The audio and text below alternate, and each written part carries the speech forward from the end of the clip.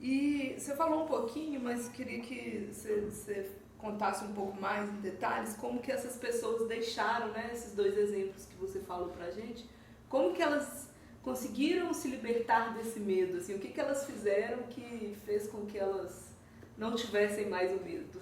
É engraçado essa frase, né? Não tivessem mais o medo. O medo ele Será não vai possível? embora. O medo ele não vai embora.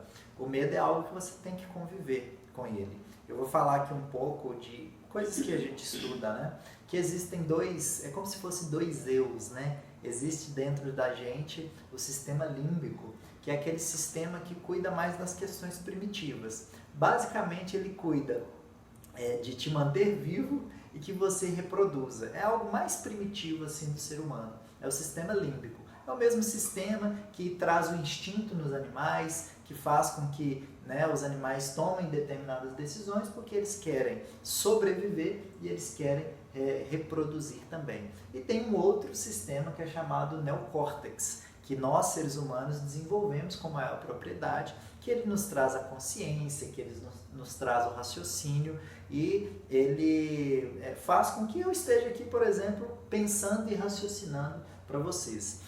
Só que o sistema límbico, por ele ser bem primitivo e por ele te manter, tentar te manter vivo, né? A função dele basicamente é tentar te manter vivo, então talvez ele te deixe em situações de medo, mas um medo desnecessário.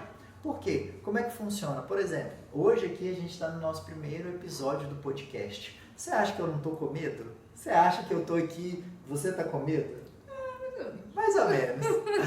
Mas não, o medo ele é inerente ao ser humano, porque o sistema límbico ele não entende, né? Ele se sente estar sempre ali pensando que pode haver alguma ameaça. E aí o sistema límbico, quando a gente fala assim, vamos fazer um podcast, vamos, aí entra ao vivo, aí o sistema límbico, mas se alguém fizer uma pergunta e eu não souber, nossa, as pessoas vão me criticar, e a pessoa vai me xingar, e a pessoa vai me bater. O sistema límbico ele fica constantemente fazendo isso, né? A mesma forma também quando você está querendo fazer aquela dieta, e o seu sistema límbico ele só quer te manter vivo.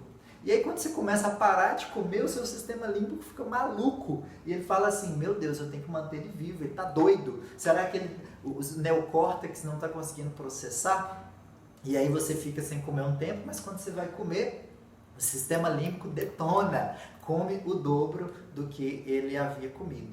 E olha, a maioria das nossas decisões, eu diria mais de 90%, ela é tomada pelo sistema límbico. Por mais que você não entenda como funciona, mas sim, é tomado pelo sistema límbico. E como é que eu sei disso? Né? Como é que é fato isso? Porque se fosse o neocórtex, né, se fosse o racional que tomasse conta, ninguém fumava, por exemplo, né, porque está mais que divulgado que fumar faz mal, que fumar faz mal para a saúde, causa câncer e tal. Então ninguém fumava, né? Mas o que o límbico faz? Aquela sensação de prazer que o cigarro traz, ele faz com que aquela pessoa continue fumando. A mesma coisa em comer, né? Comer comidas gordurosas, talvez a não prática de atividade física, porque o seu límbico só quer deixar você quietinho, assim, ó, não vai não corre não gasta energia, não. Por quê? Porque ele quer te manter vivo. Então, o medo, ele é controlado pelo sistema límbico. E por que uma pessoa, por exemplo, mudar de bairro, aí o límbico, e nesse bairro, se eu não souber como é que faz, se eu não fizer amizades, eu vou estar distante da minha família, como é que eu vou fazer tudo isso? Então, o sistema límbico, ele às vezes toma conta, né, das suas decisões. E aí como é que essas pessoas conseguiram vencer o sistema límbico? É trazendo um pouco de razão, é trazendo o seu límbico para pensar. Por que eu estou com medo? Talvez você precise se fazer essa pergunta, né? Eu aqui, quando eu estou fazendo esse podcast, por que eu deveria ter medo?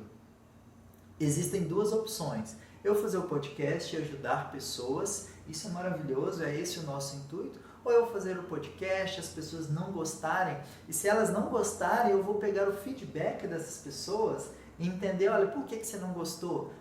O som não ficou bom. Beleza, nós vamos melhorar da próxima vez. O que você não gostou? A imagem ficou distante, ficou perto, eu não entendi, você fala muito rápido.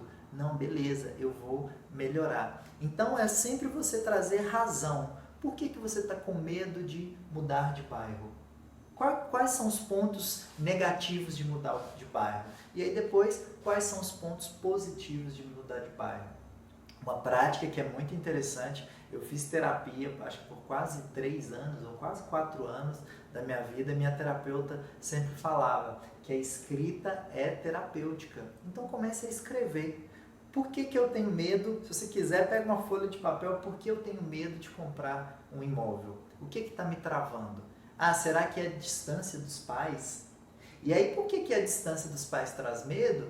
Talvez é porque existe dentro de você aquela criança que ainda tem medo de ser abandonada pelos pais. Eu não sei as experiências de vida que você teve, mas talvez isso ainda é muito forte dentro de você. Nós nos casamos recentemente e você acha que o fato de você tomar essa decisão de casar não dá medo? Né? É uma coisa nova. Será que vai dar certo?